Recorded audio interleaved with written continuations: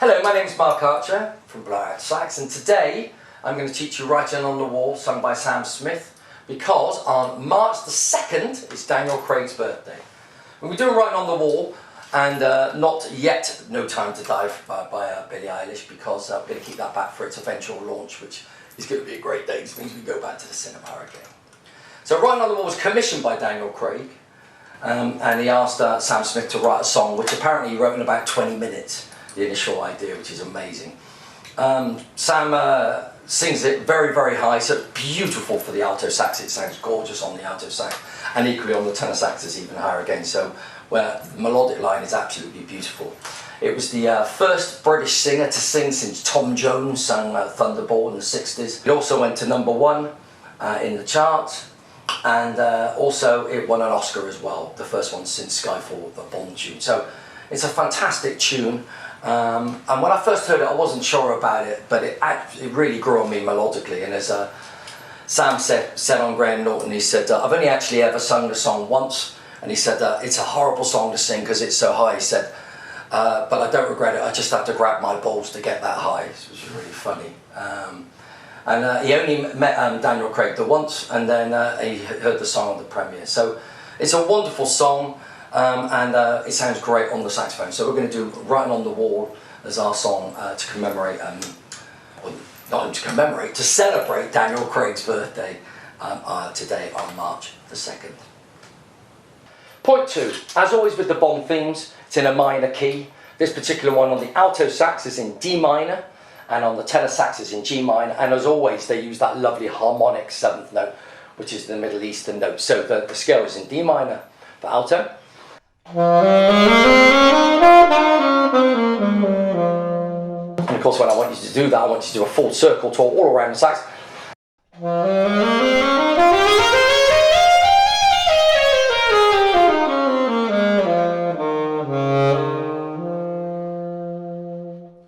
bit smoother than that. So that's the D minor. The reason you're doing that is because then when you come to play the tune or you're improvising that key, you're fluent with all aspects of where the notes live. Second scale is in D minor harmonic minor, which is where you bring that lovely C sharp in, and this is a real key note in this tune.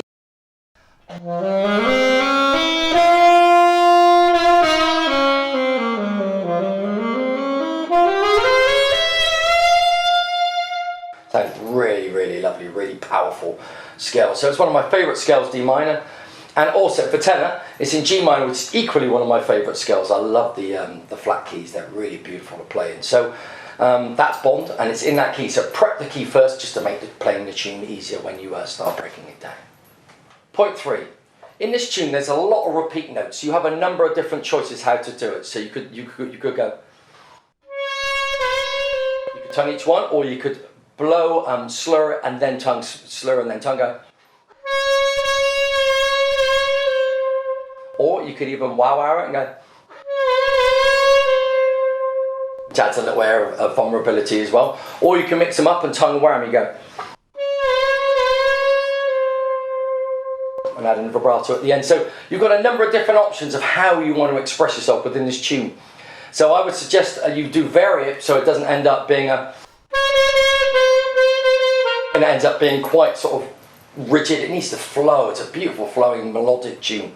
So take the melody of it and really flow. And again, like all these songs, play it along with Sam the singer's voice, really get the melody and the lyrics in your head, and then once the song flows, then obviously you could have a go on the backing track itself. But with this, because there's a lot of repeat notes, really think about how you're trying to express the melody and use the different forms of articulation to do this. Point 4, nothing to pick up. Is literally pick up these little crush notes. Now the great singers like Adele and Sam Smith and a lot of these things, they do octave to octave jumps where they go.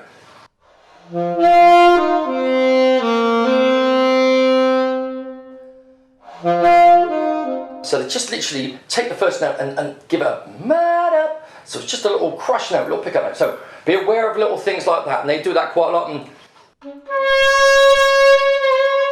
And again, you want those notes in. They're the important notes that just gives it the full flavouring. So again, be aware of those little notes as well. If they're tricky, don't worry about them. They're not as important as the full melody, but just be aware of them as well. Okay.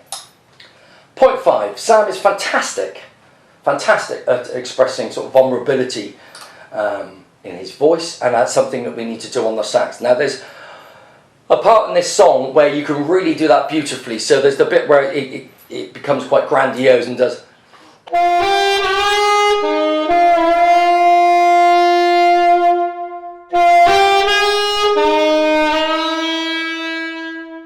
So where you can be quite bold with your sound, and then really softly.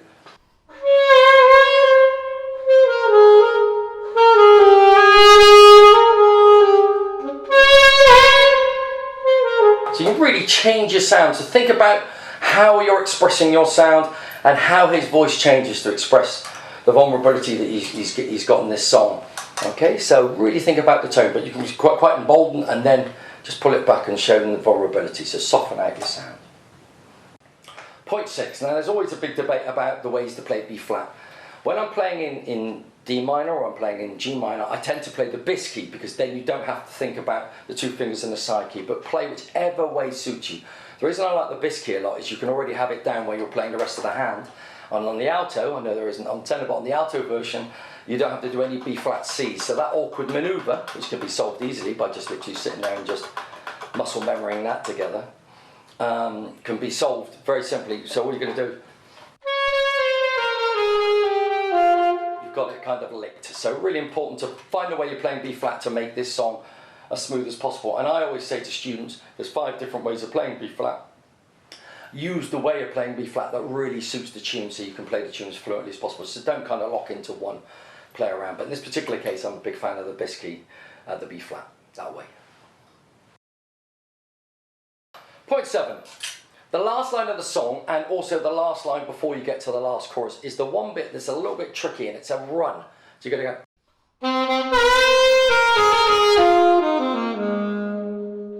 Again, it's basically straight down the D pentatonic minor scale, so it's A, G, F, D, C, and A. But when you're doing that, remember to get everything moving a split second early as well. And really listen to Sam's timing on this, just to get the timing, so it goes like.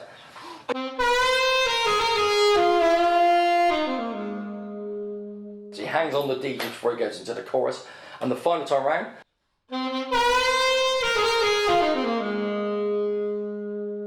there's no loitering on the D. So beware when you do those 2 runs. Beautiful flamboyant phrase, running up and down, and it's a great one for hand speed as well. Okay, so that's point 7 on writing on the wall.